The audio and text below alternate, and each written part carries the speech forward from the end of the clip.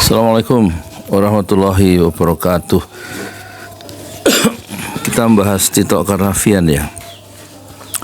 Orang ini sangat kontroversial ya.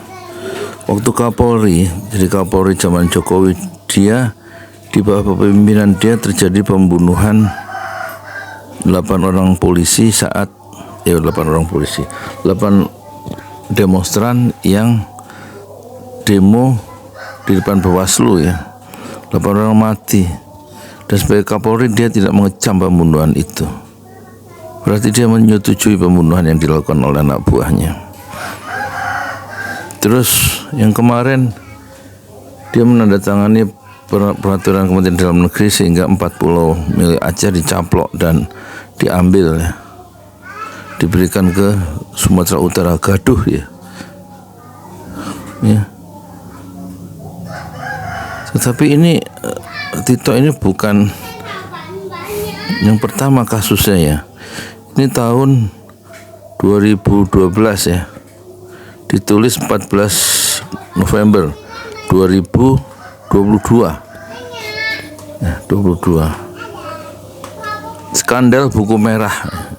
Jadi kalau ingat Tito Karnavian itu adalah ingat buku merah ya. Skandal buku merah dan terseretnya nama Tito Karnavian. Uang setoran total 7,2 M jadi bukti saat dia jadi ini ya, kasus skandal buku merah saat dia jadi Kapolda Metro Jaya ya.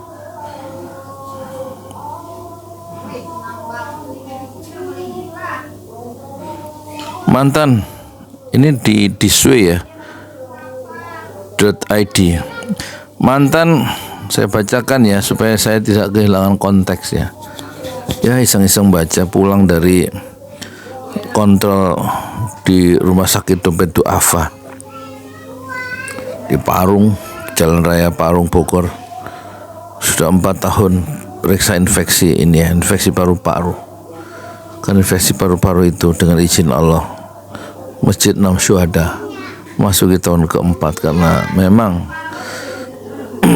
saat sakit itulah saya punya tekad untuk bikin masjid daripada habis umur untuk keluhan sakit infeksi paru-paru yang jalan 5 meter sesak napas. Kita putuskan ya 2 Agustus 2021 bikin masjid Syuhada dan alhamdulillah bentar lagi selesai, perlu dana 100 juta lagi. Mantan Kapolri Jenderal Tito Karnavian sempat diisukan menerima uang setoran dari kasus dugaan suap pengusaha impor daging Basuki Hariman dan sekretarisnya NG Feni terhadap Hakim MK Patrialis Akbar. Ini dia terbukti menerima suap ya, dipecat ya, Hakim Patrialis Akbar ini orang Muhammadiyah. Tidak main-main dalam investasi yang dilakukan oleh tim Indonesia Leaks terungkap adanya 68 catatan transaksi dugaan suap ke sejumlah orang dari berbagai instansi termasuk Tito Karnavian. Tim Indonesia Leaks sempat merilis cuplikan video CCTV pada Kamis 17 Oktober 2009 yang lalu 2019 ya. Lalu diduga menampilkan detik-detik penyidik Komisi Pemberantasan Korupsi KPK sedang merusak barang bukti itu. Barang bukti yang buku merah itu berkaitan dengan bukti kasus suap uji materi Undang-Undang Peternakan dan Kesehatan Hewan. Video detik-detik perusakan di ruang kolaborasi di KPK itu lamanya 1 jam 48 menit 50 detik. Itu menampilkan rekaman kamera pengawas di ruang kolaborasi lantai 9 Direktorat Penyidikan KPK Jakarta Pusat.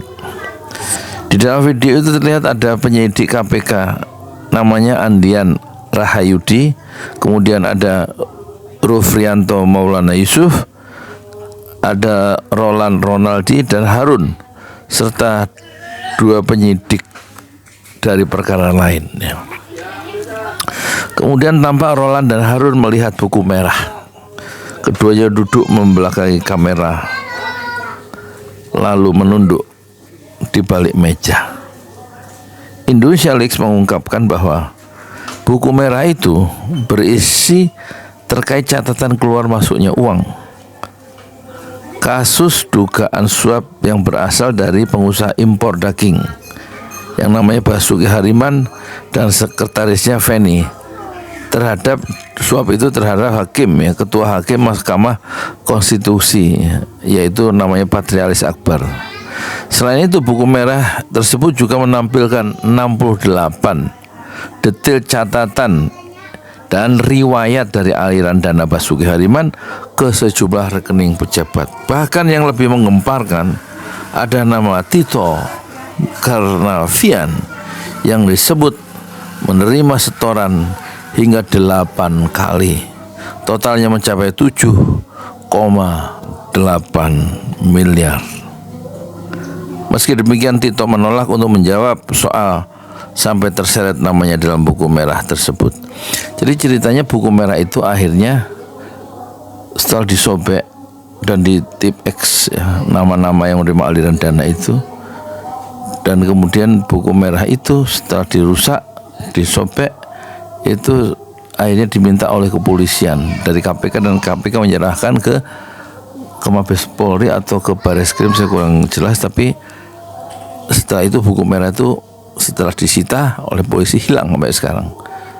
Aman lah, ya. Sejumlah nama-nama yang diduga terlibat dalam aliran dana dari Basuki Hariman itu, termasuk Tito Karnavian, buku itu sudah hilang, ya. Sebagaimana hilangnya ijazah asli dari Jokowi. Terutama nama penerimaan mahasiswa baru bulan Juli tahun 80 itu lebih dulu disita, ya, oleh Bareskrim dari perpustakaan daerah di Jogja, sehingga edisi Juni, Juli, Agustus, September tahun 1980 itu ketika dilacak oleh Rismond Sianipa dan kawan-kawan, itu sudah enggak ada kata petugas perpustakaan kemarin, itu sudah diambil oleh pihak Bareskrim dan UGM. Jadi soal menghilangkan barang-barang bukti ini sudah menjadi kebiasaan orang-orang yang berbuat jahat itu akan melindungi kejahatannya, ya.